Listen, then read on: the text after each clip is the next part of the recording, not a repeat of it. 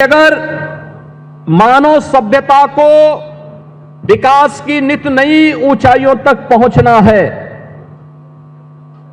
तो हमें भारत के अध्यात्म की शरण में जाना पड़ेगा। याद रखना, अध्यात्म के साथ ही भौतिक विकास हो, सांस्कृतिक उन्नयन हो या आध्यात्मिक उन्नयन के लिए एक सुरक्षित वातावरण चाहिए, सुसभ्य वातावरण चाहिए, साफ सुथरा वातावरण चाहिए। और यह भारत ने ही पहले भी दुनिया को दिया है, आज भी विश्व मानवता के लिए वह संदेश भारत का ही है, भारत के ऋषि मुनियों का है, भारत की परंपरा का है, भारतीय संस्कृति का है। हम सबको इस बारे में गौरव की अनुभूति होनी चाहिए कि हम सब इन सभी संदेशों को लेकर के जो भारत की ऋषि मुनि परंपरा ने हम सबको दिया है, अगर हम इसका आत्मसात करते हैं, इसका अनुसरण करते हैं, तो यही विश्व मानवता के कल्याण का मार्ग प्रशस्त करता है। आप याद करिए, गत वर्ष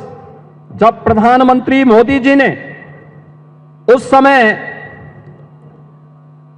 अप्रैल में दिल्ली में विश्व नौकार महामंत्र दिवस पर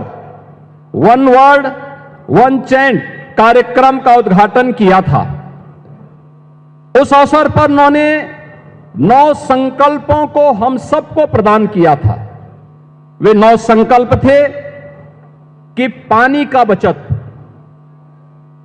दूसरा था एक पेड़ मां के नाम, तीसरा था स्वच्छता का मिशन, चौथा था वोकल फॉर लोकल, पांचवा था देश दर्शन, छठा था नेचुरल फार्मिंग यानी प्राकृतिक खेती, सातवां था हेल्दी लाइफ स्टाइल यानी योग और खेल को जीवन में लाना, और 9वां था गरीबों के कल्याण के लिए, गरीबों की भलाई के लिए सदैव समर्पित भाव के साथ कार्य करना। और आज मुझे बताते हुए प्रसन्नता है कि जैन मुनियों की जो परंपरा है उसी पवित्रता को आगे बढ़ाने का कार्य कर रही है। मैंने भी यहां पर जब मैं आया था, मैंने आचार्य श्री प्रसन्न सागर जी महाराज, उपाध्याय मुनि श्री पीयूष सागर जी महाराज की दिनचर्या को देखा है, और मैंने जो देखा उनके बारे में सुना। जो मैं देख रहा था कि 557 दिनों की कठोर साधना, 496 दिनों की निर्जल उपवास, तप, अनुशासन और आत्म संयम का एक अद्भुत उदाहरण इसमें हमें देखने को मिला है। ये चीजें दिखाती हैं कि अगर हम संकल्प ले लें तो पिंडमाही ब्रह्मांड समाया, यानी सब कुछ जो कुछ हमें बाहर दिखाई दे रहा है वह सब कुछ हमें इस शरीर में अनुभव होते हुए दिखाई देगा। और यह मुझे प्रसन्न सागर जी महाराज की साधना के माध्यम से देखने और अनुभव करने का अवसर प्राप्त हुआ है। मैं आज के इस अवसर पर जब इस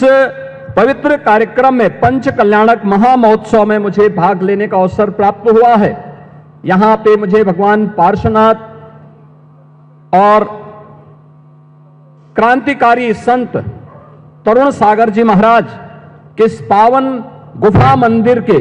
लोकार्पण के समारोह में भाग लेने का अवसर प्राप्त हुआ है। मैं आयोजकों को इसके लिए हृदय से धन्यवाद देता हूं, आप सबके प्रति अपनी शुभकामनाएं देता हूं, पंच कल्याणक महामहोत्सव के प्रति अपनी शुभकामनाएं देता हूं, और पूज्य आचार्य श्री प्रसन्न सागर जी महाराज और उनसे जुड़े हुए सभी अन्य जैन मुनियों को यहां पर नमन करते हुए उनका अभिनंदन करता हूं, स्वागत करता हूं। धन्यवाद। जय हिंद।